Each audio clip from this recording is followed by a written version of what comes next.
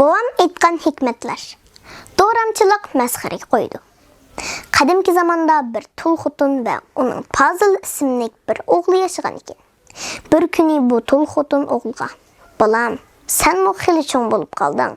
O'zimiz yo'qsul bo'lg'achqa seni madrasada o'qitolmadim. Dadang rahmatlik taqvodir kishi edi. Sen taxin nadan o'qishni bilmaysan. O'gday desam, men mi bilmayman. Endi bundaq yuriyvermay, ata jamoat bilan juma namoziga borgin. Dilini yo'rib, o'ginib qolsang ajab emas" debdi. Pazıl: "Ana, men zodili bilmasam qandoq o'qiyman?" deb so'rabdi. "Balam," debdi ona, "yeningdagi jamoat qandoq qilsa, sen shundoq qilsang bo'ladi" debdi. Atsi Pazıl tarat ilib juma namoziga beribdi. U aymangan holda masjidga kirib, sapning o'rtasida o'tiribdi. Bir chaqda imom namozni boshlabdi. Pazıl o'zining ko'zining quyruqida qarab, endi kishilarni to'rashga boshlabdi. Birinchi rakat namoz o'qilib, ikkinchi rakatga engishganda Pazılning orqasida o'tirgan bir riyokor haromzada uning kassasini chimdib olibdi. Pazıl darhol uni do'rab, oldiki sajdaga bosh qo'yayotgan sallik kishining kassasini chimdib qo'yibdi. Bu ishdan g'azablangan sallik kishi Pazılning maydasiga birini tepibdi.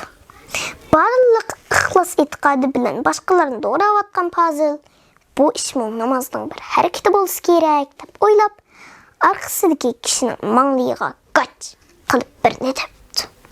Namoz o'qilib bo'lgandan keyin kishilar Pazılni tutib, xatibning oldiga apiribdi va namozda yuz bergan ishlarni ma'lum qilibdi.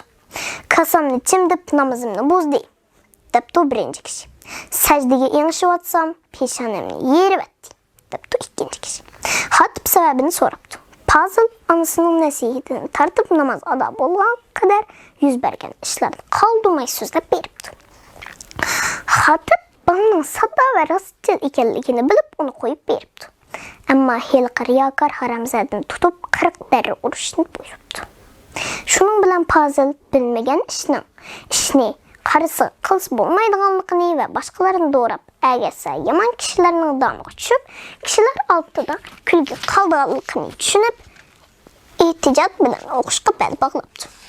U tirishib o'ginib, pat fursatda shu zamonning dangliq o'limalaridan bo'lib qoldi. Hikmat. Ota-bobolar shundoq aytgan: "Qarag'ularcha do'ramchilik kishini masxaraga qo'ydi." Shuning uchun har narsani do'rashning oldida uning mohiyatini tushunish kerak. Mubodo sen asli mohiyati bilan emas, balki shaklan do'rashni asos qilsang, hikoyatdagi Pazıl kabi ahvolga duchor bo'lsan. Shuning bilan birga senda samimiylik bo'lmasa, har qanday chora qilganing bilan kishilarning hurmatiga aslo erisholmaysan.